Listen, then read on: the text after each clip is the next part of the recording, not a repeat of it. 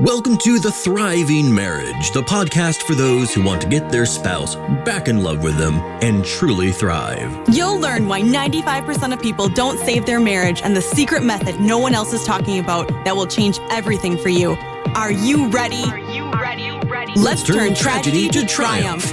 Here are your hosts, international marriage experts, Mark Johnston and Heather Choate.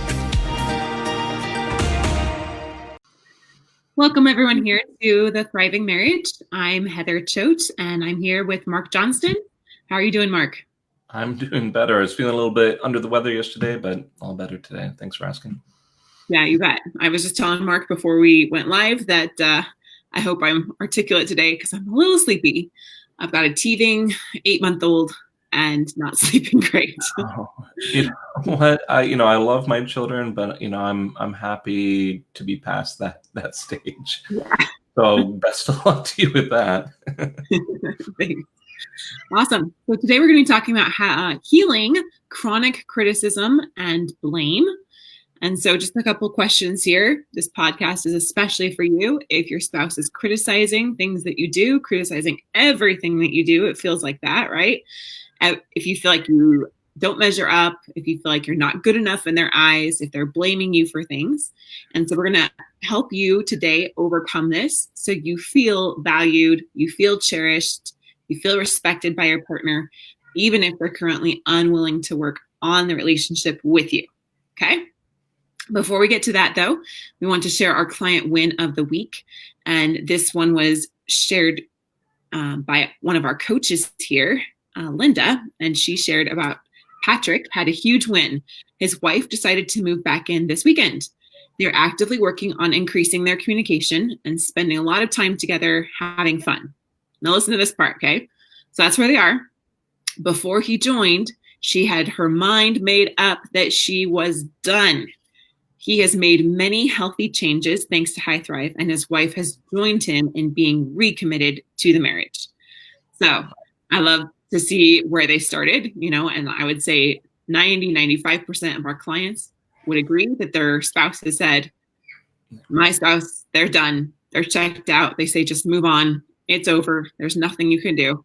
And going from that place now to where they're increasing communication, spending time together, and even having fun is awesome, awesome progress. So, Absolutely. Yeah. So let's go into criticism and blame. All right. So, Mark, we always want to get clear on what we're talking about. So, what, in your opinion, is criticism, especially chronic criticism, and why is it not a good thing? Well, I like to gather ideas from other people, and the one that this word stands out because it's also one of the things that Dr. John Gottman says is one of the 4 horsemen of divorce, meaning that if this thing, criticism, and we can lump blame in there with it, but mostly criticism, if it's present consistently within a relationship, it's probably going to lead towards divorce. I also say that, this one in particular, it's often the beginnings of contempt, which is another one of these 4 horsemen. It basically being a sign that some negative beliefs are starting to set in. Why it's so,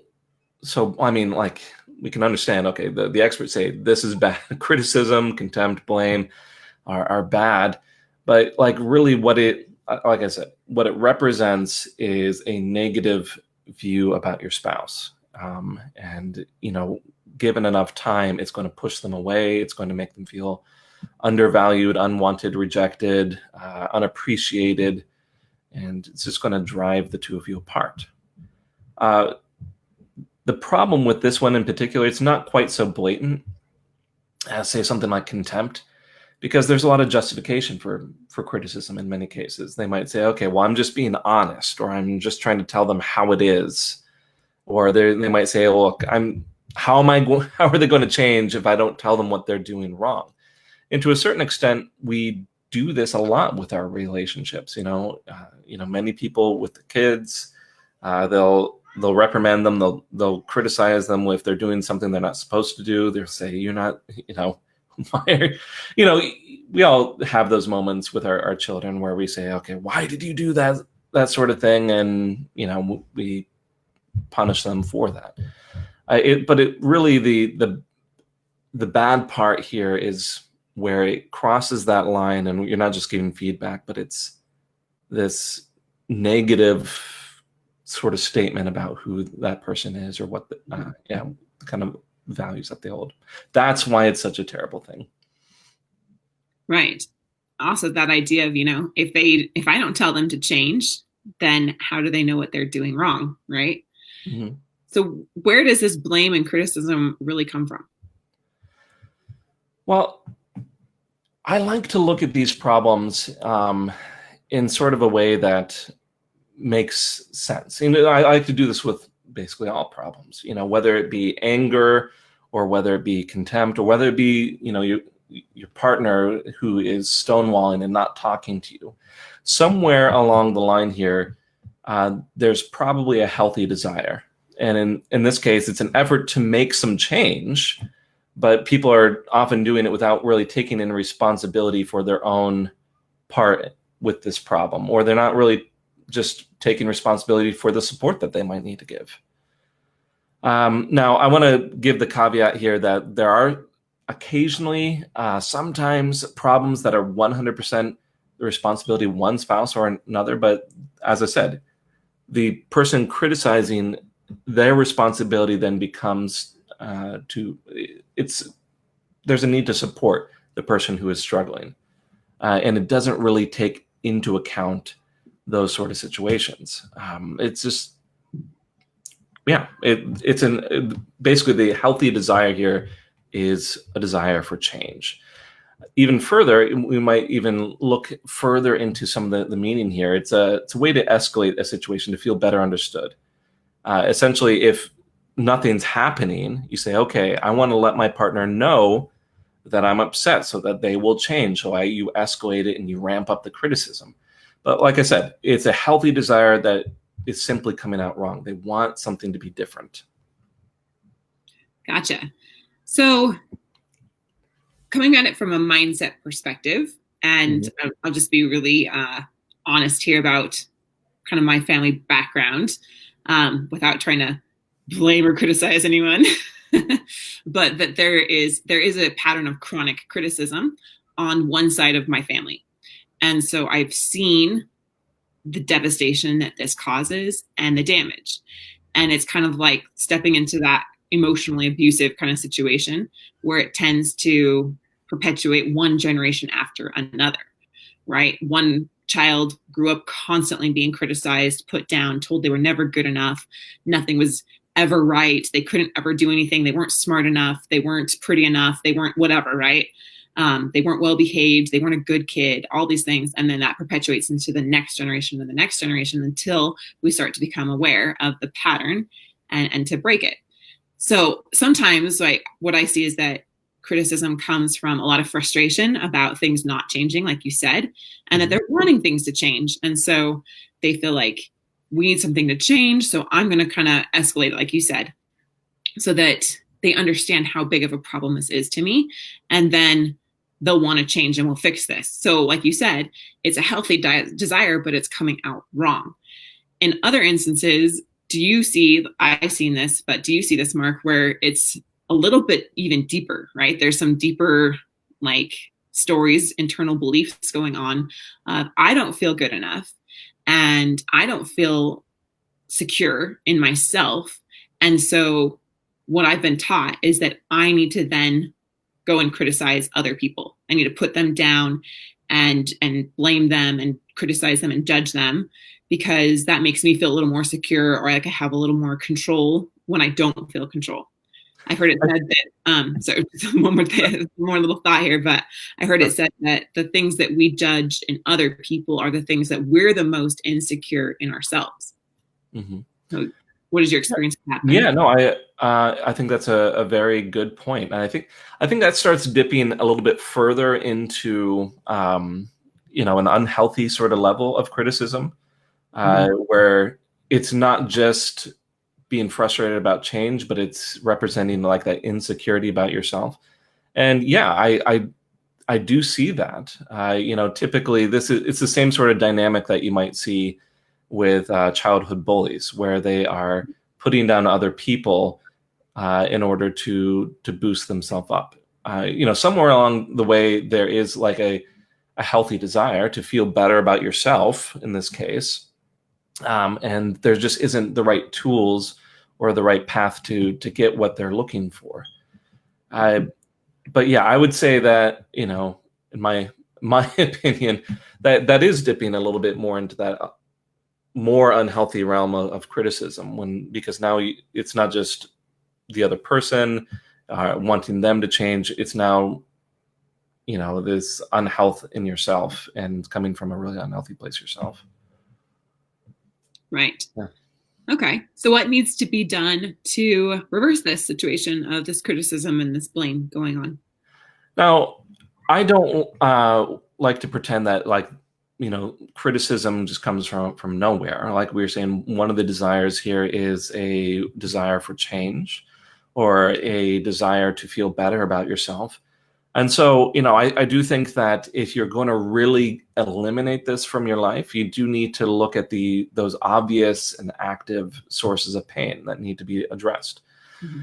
So, for instance, if you are criticizing your child because they're not doing schoolwork well enough, okay, well, some support to help them with schoolwork. Or perhaps if it's something about yourself, and you're saying, I'm feeling very insecure. Well, you need to find some way to address that source of pain there, so that there's less need to put other people down.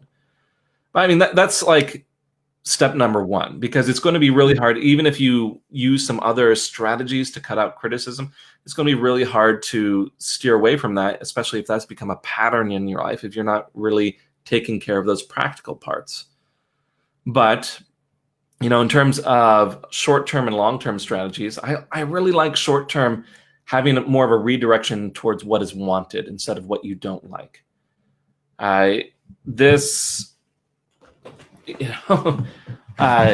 Even within my own marriage, Jen and I have had to focus on this a little bit. And this is not a huge problem in our marriage, but even still, we have a very low tolerance for criticism. We're not, Jen and I are not confrontational sort of people. So we've had to really focus on this, and it's helpful.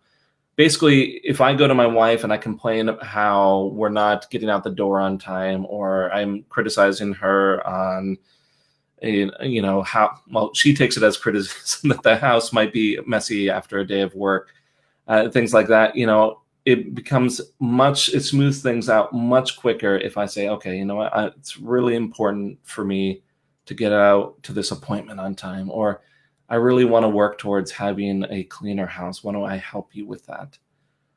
That really cuts through a lot of the tension.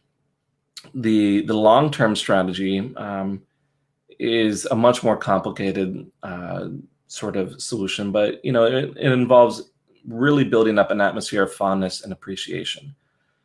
And if you are able to sit in sort of that spot with, appreciating your spouse, finding the things that you enjoy about them, actually being, actually liking your spouse, it's much less likely that you're going to have that criticism come up.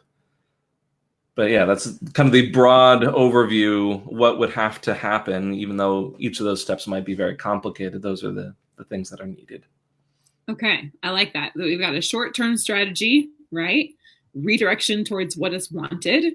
And then the long-term solution of focusing on fondness and appreciation and building up what you're grateful for about your spouse and creating that really synergistic energy, right? In a lot of the work that I do, it's like choose your energy. Like, do you want to have contention, right? Do you want this negativity, this cycle of it's spiraling downward, right? And then we often talk about how to get it to spiral upward in the same way. It's taking the same opportunities, but looking at them in a different way, saying in a different, focusing on a different thing, focusing on what's wanted, focusing on appreciation. And that's what gets the horse going in the other direction. So yeah, I like that. Awesome. So can we give some examples of this? Can we get like tangible with this and help people, like if they're really stuck in this, sometimes it's hard to see how it actually applies. Yeah, I'm thinking of a situation with one of the clients that I'm working with where her husband has said, to her it was a surprise, but said suddenly that that he wanted a divorce. This is the state that a lot of our clients find themselves in. And what she noticed is, after he said this, a lot of criticism started to creep into their interactions. He started to criticize how she wasn't supporting him, perhaps making his lunch for the day, or wasn't, helping around with his work. They had a family business, and she wasn't helping him with the family business as much as he wanted. And she was a little bit perplexed by this because, a lot of what was going on, she felt like she was supporting her husband. She felt like she was helping out with the family business. And so where this started going is, I started helping her to introduce some of these interventions that I mentioned here. She started to notice the things that her husband was doing for the family, started to appreciate him more, started to actually be vocal about it. She started to stop him when he actually was criticizing her, and she set some boundaries there. She said, "Okay, look, you're not going to speak to me like that." But she redirected it towards what he's actually wanting. So in one instance, I think that it was about how her and the kids were just sitting around while he had to work late with something with the family business, and she said, he started to criticize them about being lazy, and she said, "Hold up, you're not going to talk to us like that. Do you need some help?" He says, "Well, yeah, that's exactly what I'm saying." And so she even clarified it further. She said, "I had no idea that you were going to work late tonight. You didn't tell us that was the case. Do you want us to work? If that's what you want, that's all you have to tell us. You don't need any of this." And he stopped for a minute, and he said, and he apologized. Calling him out on that, worked in that situation. But in these, it cut the criticism immediately, and they were actually able to get towards what he wanted. He wanted his family to help him. He wanted something to be different here. He wanted to feel a little bit more supported. And as soon as that was identified, and all the criticism, all the tension just immediately dropped. It's awesome. I love that. So you mentioned boundaries and how she had to put in some boundaries. So let's talk about that, especially if we're really trying to, talk about what's wanted and increase some appreciation, increase, some fondness for each other. But despite everything that we're doing, there's still a lot of criticism that we feel is coming our way. So, Mark, I'm curious, in your marriage, have you ever had to set up a boundary with Jen? Yeah, that's an interesting question. I tend to, I think very highly of my wife. And there's very rarely a time where she's critical of me. I'm struggling to even find that. But I do know that there's been times where, here's like when I'm under a little bit more stress, I have my own favorite unhealthy behaviors, and I think everyone does. And at times I'll lean a little bit more towards some anger, or at times some criticism will come out. And I do know that Jen sometimes does have to stop me, just, much like the example that I was given with my client. She'll have to stop me and say, "Okay, hey, look, let's stop this right here. And, let's actually talk about what's wanted." And, Jen and I have the kind of relationship that works well. We did have to work up towards that. I can remember many years where, and I don't want to paint this picture like I'm this often angry or often critical sort of person, but, that's, it would pop up here and there. And in previous years, Jen would just kind of sit with that, and she'd be angry that, or upset that I had gotten angry and I had not reacted well, and wouldn't actually bring it up. And it's gotten to be a much better situation where she's able to speak up and let me know if I've crossed that line where it's painful, and I take that feedback really well and make some adjustments in those times when I am more stressed, and I do let some of that anger come out somewhat. How about you though? I know you've talked a lot of, I imagine you have some good stories here. You're just talking about family situations and whatnot. Have you or Ben had to really stand up and set some boundaries concerning blame or criticism or any of the stuff we're talking about today?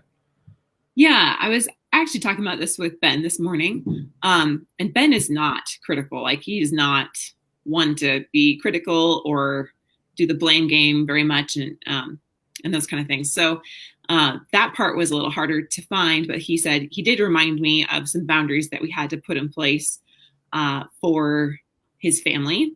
And specifically, like, okay, so as I've mentioned before, like the deeper insecurity, I'm not good enough. If I'm not good enough, then people are going to leave me, right? Mm-hmm. So my insecurity made his family and the amount of time he spent with them, because he has a large family. He's one of 13 kids, and he's very close to his 8 brothers. And so, as you can imagine, there's a lot of drain there, energy. And when you first get married, we were talking about like this, when you first get married, you really don't have a lot of boundaries, right? You're just so in love, and you don't really, know what triggers the other person, know what's not okay with the other person. And you kind of set out, and then you uncover these things, right? You can't be married to someone without bumping into each other, or sometimes crashing into each other and causing some conflict and some friction, And so having to put in those boundaries, like when you get home from work, I would appreciate it if you didn't go and spend 2 hours talking to your brother instead of coming and talking to me, because that made me feel insecure. Like, I'm not good enough. He doesn't want to spend time with me. It created a lot of insecurity in myself. I had to work on that insecurity as well, but I also had to put in a boundary. Like, this is what I feel like I need to feel connected with you. This is what I feel like I need to feel significant and important to you, because right now I don't feel significant. So like you said, the very first step of setting of solving these kind of challenges. And I'll admit, this is a kind of a more benign one compared to what I know some of our clients go through, what some of our audience goes through. But the principles still apply. And I've learned these from you, Mark, is that I feel this way because it makes me feel this way. And he's like, okay, that I'm not intending for you to feel that way. So going there to that first step is, identifying what the pain point really is and what the goal actually is. The goal is that we both want to make each other feel significant and connect with each other. And if this is an obstacle to that, your tendency to go and talk with your brothers or whatever it is, or stay out to 3 a.m. without saying goodnight to me. That was another one. Then it was something I needed to express, and I could do it in healthy ways and very unhealthy ways. And I did both. And I will tell you that the healthy ways are always more effective. So doing it in a calm manner, expressing how I feel rather than just getting upset or shutting down emotionally or blaming him and getting, it just creates a very negative cycle when you go about it that way. But then when you just express what you're feeling and come up with a goal that you can both work towards, that's how you de-escalate the situation and actually solve those root issues that are going on there.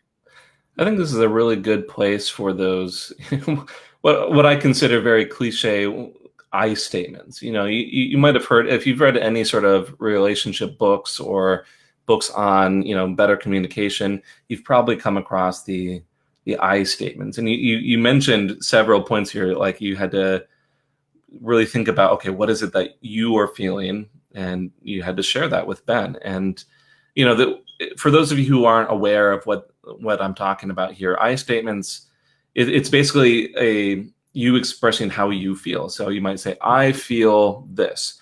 And you don't cross the line in terms of what the other person is doing to you or how they feel and, describing their motivations. You're only really talking about yourself. It's a typical strategy for helping partners to communicate better, or to really just get their feelings out without a lot of this blame or criticism coming out.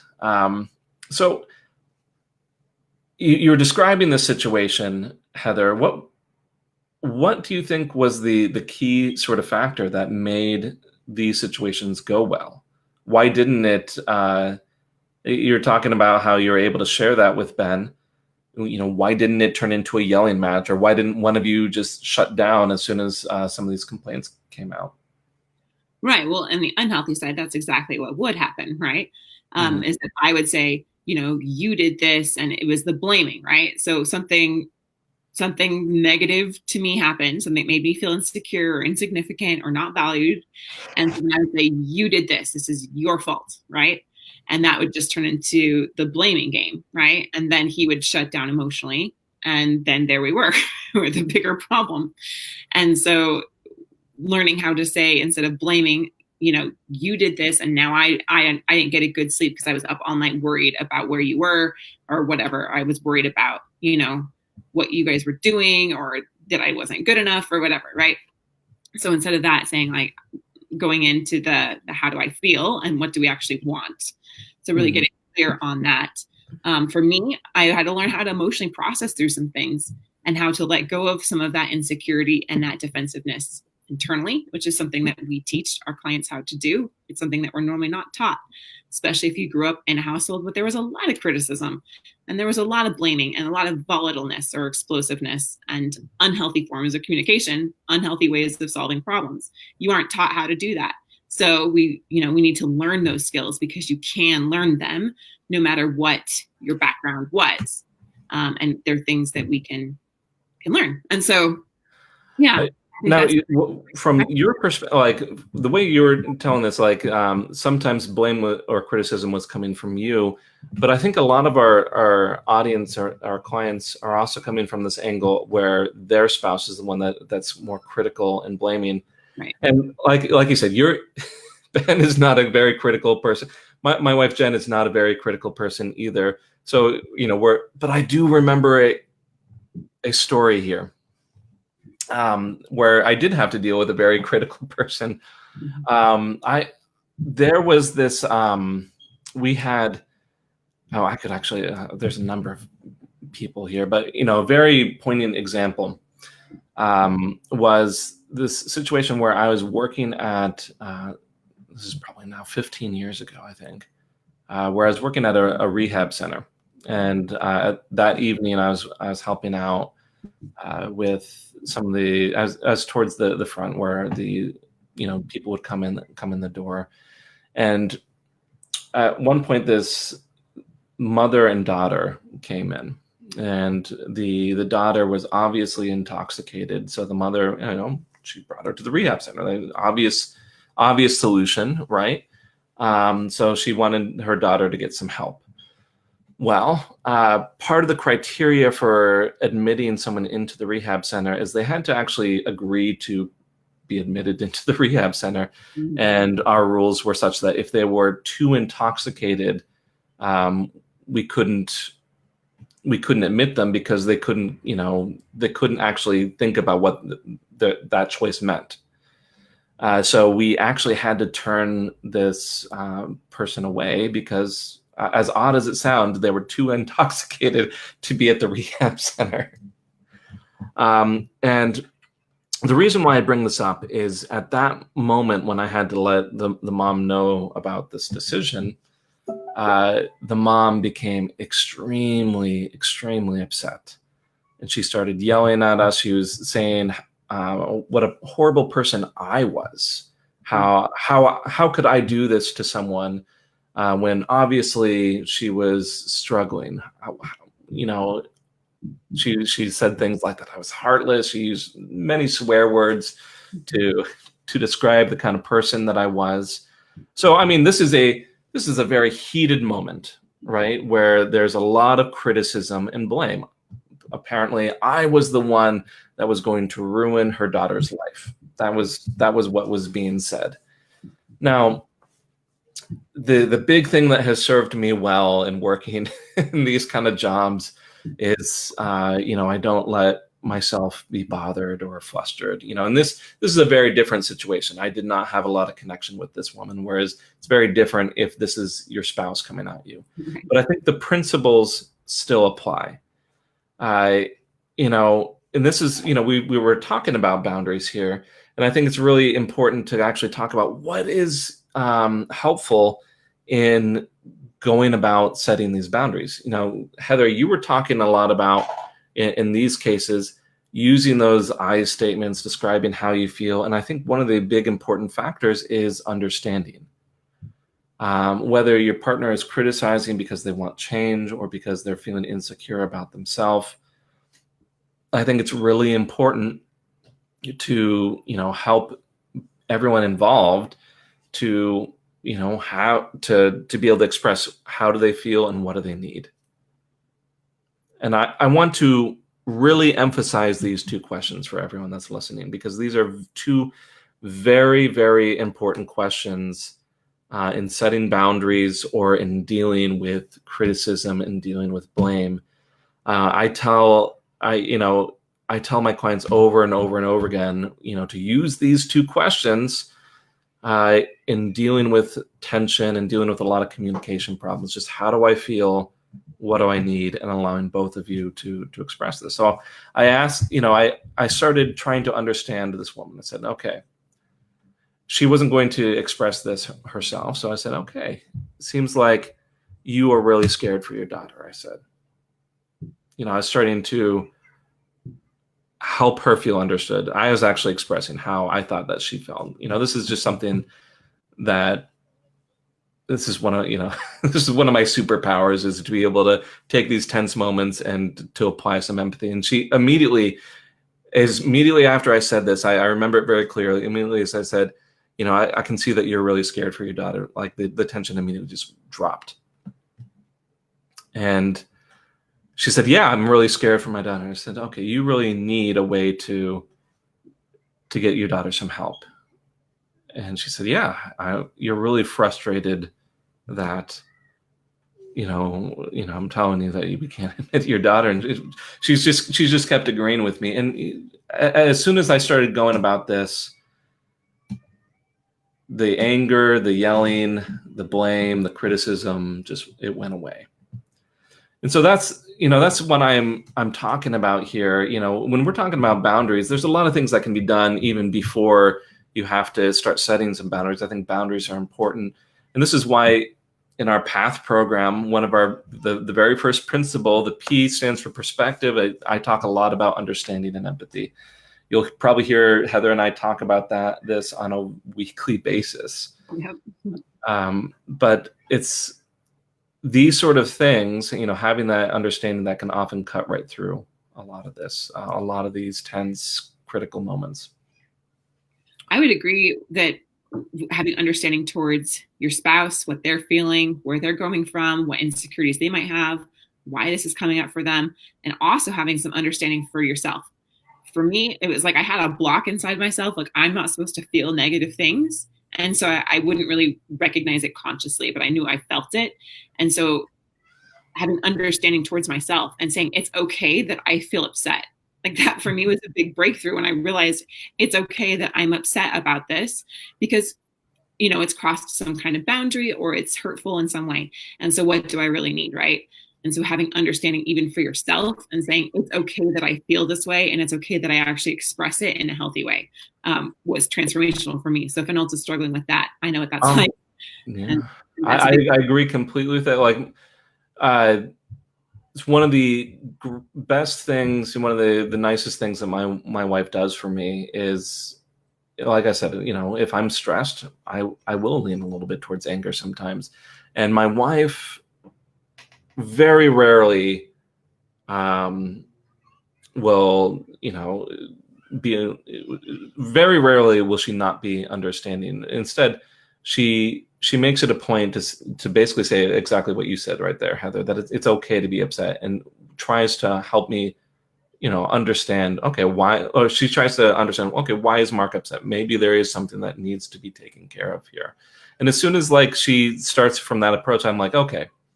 And I'm able to back off a little bit from some of those upset feelings, and I'm able to say, okay, here's Jen who's trying to understand me. I can calm down. Right.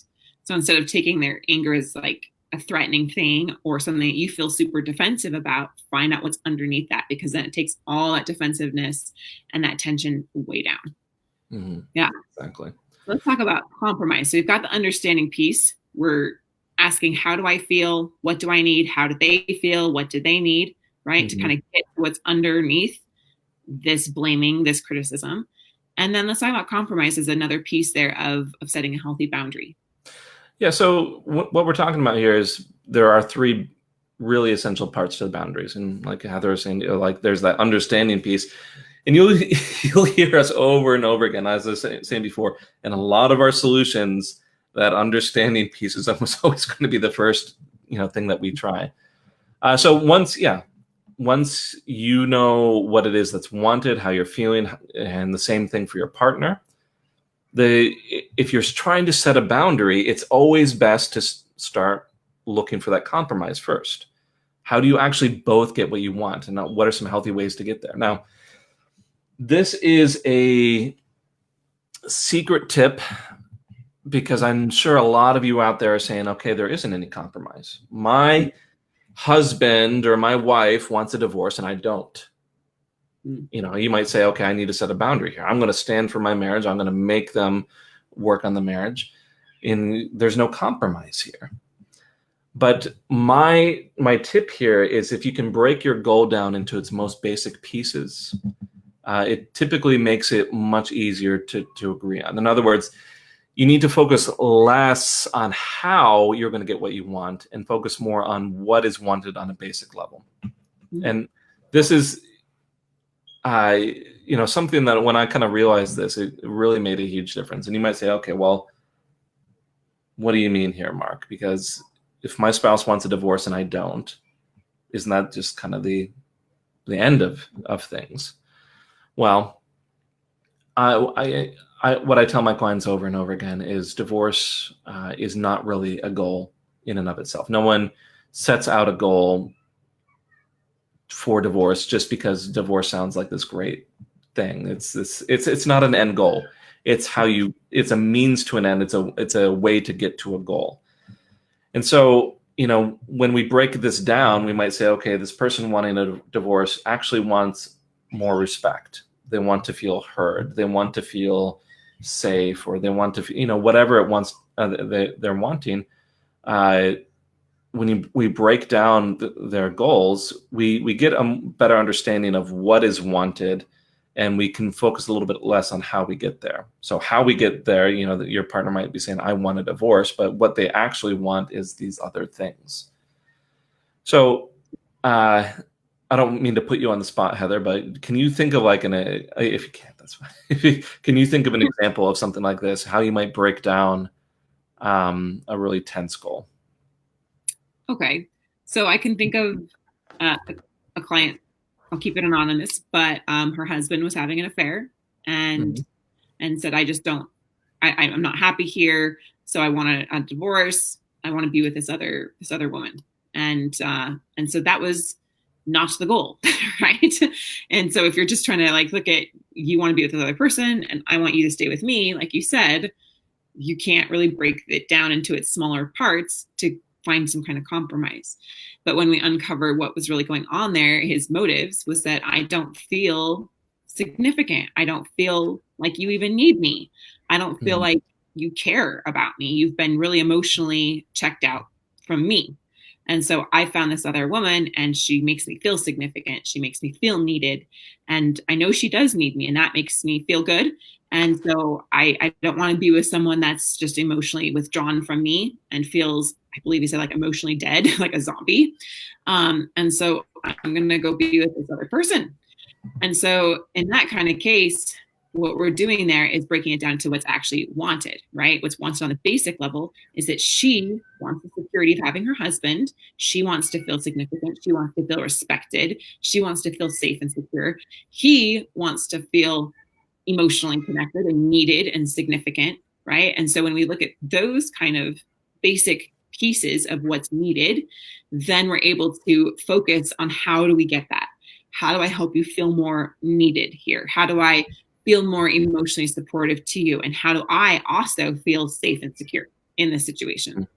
So that's the first thing that comes to my mind. I have another example. I want to go back to my example at the rehab center. So here was this woman who was yelling and screaming and putting all sorts of criticism out there. And as soon as, like I said, as soon as we started introducing some understanding, that tension dropped. Now, how we ended up, so basically I was setting this boundary. I was saying, okay, we can't admit this woman into the rehab center.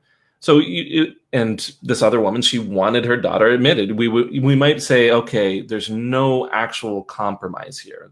Both goals are at cross purposes. But when I got to the point where I understood, okay, this woman is feeling scared for her daughter. She wants her daughter to get some help. She wants her daughter to be safe because she's concerned about how intoxicated she is.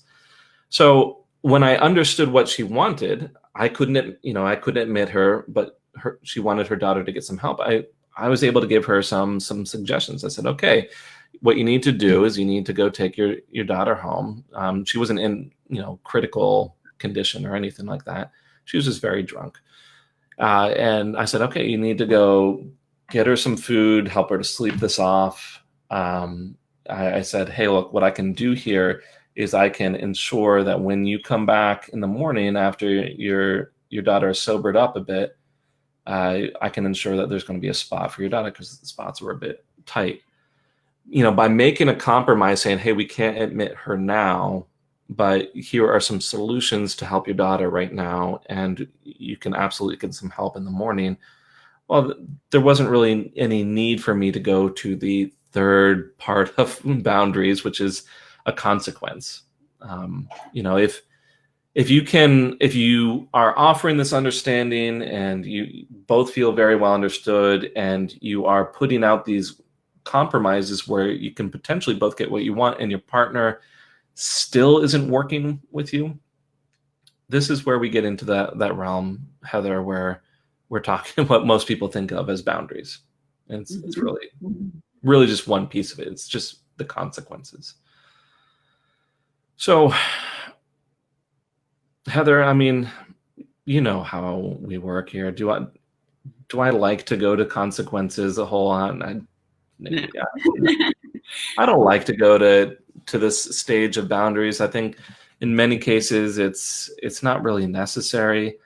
If both people are really, especially if both people are calm about the situation, there's very little need to go to consequences. It's only really when the other person has no interest or is unwilling to help you get what you're looking for. After you've done the first two. Yes. Yes. And as we stress over and over and over again, you have to come at it with some understanding. You have to come at it from understanding for your partner. If they don't feel understood, they're not going to compromise. And they are certainly going to be very critical of any consequences that you might be putting in their way. Right. It will backfire if you do. Yeah. It's just simply going to push them further away. Absolutely. Right. Absolutely will. So how do we do it the right way? So, okay. The right way to go about consequences is to ask yourself this question. How do I get what I need, even if my partner isn't going to work with me? And the reason why I word the question like this, it's the consequences should never be punishment. It should not be vengeful. It should not be, it should always be something that you have control over. Because if you're saying the consequence, if you're not going to stop the affair, then I'm not going to let you go out with the guys anymore. Because I don't know if you're going to be out with her instead, if you're talking about this hypothetical affair situation. Well, the reality is that sort of situation, you have no control over your spouse when you really think about it. And if you're creating the situation where you are punishing them, it gets all sorts of messy. It creates these power differentials where you are like almost like a parent. It feels controlling, and it will drive your spouse further away. So it's always, how do I get what I need, even if my partner isn't going to support me? And if you're kind of following that guideline, then the consequence is probably appropriate. Okay. Do you have a specific example that we can? Oh, that would be good. That would be good. I was just like, okay, here's my point. I'll just leave that point out there. Yeah. I have one from my personal life, but I'd really like to see it more applied in a marriage situation. Sure. I'm thinking of, I help my clients with this all the time. I'll have to, while I'm explaining this, I'll have to kind of rack my brain for a personal example. But in terms of relationships, so I'm thinking of a client of mine whose spouse has had multiple affairs. Mm-hmm. Now, we tried in this situation to approach it with some understanding. We said, okay, why is this person continually having affairs? And we had some understanding for that. Her husband really, well, honestly, was, in my opinion, probably would have qualified for a clinical depression, a major depressive disorder diagnosis. But, beyond that, there's just simply very little respect in the home. This is understanding for my client, but the person having the affairs, he was unhappy. He thought very little of himself, and so he would go and seek validation about how great he was by being with other women. So there's some compromise. Basically, we got to a point where my client was saying, okay, if you don't stop the affairs, we're going to get some help. I want to support you with this and getting some help. And I would like the affairs to stop. And he didn't want to do that. So the consequence here is, and I don't always recommend this, but in this case I did. I said, okay, there needs to be a separation. Mm-hmm. He kept going to go stay with other women. He might be gone for several days at a time, and then he'd come back home. And I said, okay, you need to not let him come back home. And she hemmed and hawed over this. She said, oh, this was too difficult. Isn't this going to push him away? And sure enough, this was basically, I set this consequence because my client did not feel secure. She didn't know whether, she felt often rejected. She felt like she wasn't good enough. So she wanted to feel better about herself. She wanted to know, have some stability in her life, know what the plans were, because the husband would come home and would complain when she wasn't there for him. So we set about setting this consequence to make sure that she felt more secure, more confident in herself, make sure that she could have her own plans in her own life. And setting this consequence, not letting him come back home, oddly enough, at first, he really hated this. He said, you're rejecting me. Why do you have to push me away? Why are you being so mean? He was putting this out on her. And I said, okay, you need to keep the boundary. Now she kept the boundary. Oddly enough, he started to apologize. He started to take responsibility. He started to admit that he needed to get some help. And that situation kept going such that, he started getting some help, basically setting these boundaries was a huge turnaround in this situation. Right. Yeah. I think we'll leave it at that. I did have a personal one, but I think that covers it really well. So yeah. I love that. All right. So let's just do a quick recap of the 3 elements of putting in a healthy boundary. Would be understanding first. Yeah. You cannot jump to consequences before you have understanding. Many people do that, and that's why it backfires. Then when you have understanding, how do they feel? How do I feel? What do they need? What do I need? You go into compromise. How do we both get what we want? And breaking it down into smaller, basic pieces And then if they're still unwilling to work with you at that point, and you've done both of those things, then putting in some healthy consequences to make sure that you're focusing on getting your basic emotional needs met. And it's not a punishment, it's not vengeful, that it is a protection that needs to happen at that time. I want to make one further point with that. I'm sorry. The story with the separation, when the husband wanted to come back, I suggested that she go back to those compromises. She said, I need to feel safe and secure. If you want to come back, then I need you to do some things. And that's why he started to agree, because she gave a path for him to get what he was looking for. But anyways, yeah, those three pieces. Then you're cut off forever. And so this is here until this happens so that I can feel safe and secure. And then we can start to work on that. I love that. That's awesome. All right. So now let's go into our marriage Mythbuster. We're totally changing gears here. So, marriage Mythbuster of the Doghouse. So I wanted to discuss this because I think this is a huge misconception, fairly common. At least I perceive that it's common. I'm not going to name names, but I know many people personally that have been, that they'll even call it the Doghouse. Their spouse will call it the Doghouse. Joke about it. They'll joke about it. They're like, oh, yeah, my husband's sleeping on the couch tonight. So the fact that we can kind of smile and say, yeah, that happened. We all kind of get that this happens a lot. And, it's basically the saying that someone is in trouble, and typically means that they are kicked out of the bedroom.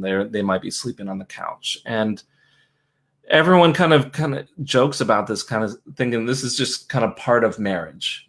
You get upset at each other and someone is going to be in the doghouse. And I'm going to say, do not do this. The big problem with this myth that the doghouse is an acceptable way of dealing with problems is one, it communicates rejection. Two, it creates a power difference within the marriage.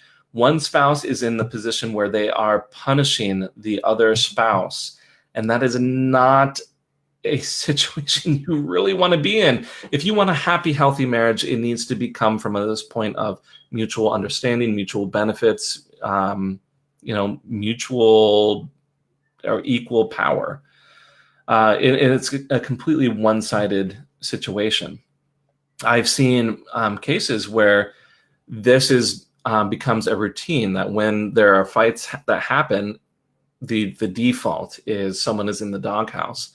And eventually that continual rejection and power difference turns into distance, a lack of communication, a withdrawal from the marriage, and onward and onward. So the reason why I brought it up here in this podcast today is it fits right in with criticism, blame, and boundaries, all of that. Those using the strategies that we talked about today, about having more understanding, redirecting things towards what is wanted, fostering an atmosphere of fondness and appreciation. It kind of kills the need for the doghouse and the risk that it presents in creating more distance in your marriage. Love that. Yeah. One night we were out with friends, and my husband's a joker. Like, he will say things that can be taken very wrong, but he does it for, good fun. And he's working on that, sarcasm and stuff like that. We were out with friends, and he had said something about me that I was just like, the blood just like drained from my face. And I was like, oh, wow, that one actually really hurt. And the friends were like, oh, you're in the doghouse. And I just like, wait, no. If he's in the doghouse, then I'm going to go in the doghouse with him until we both get out. Right? Because I'm not going to be like playing that game. To me, it's not funny. I understand where this is like common notion, but like Mark said, it does lead to power struggles. And I don't ever want to feel like I'm punishing you because you did this to me in public and it was offensive. It's no, I'm more like, I'm going to communicate with you later in the night. That one actually went too far.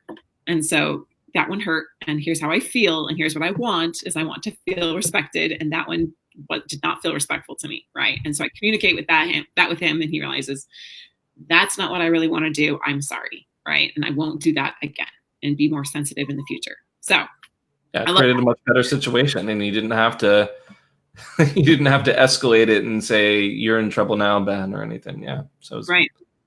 Awesome.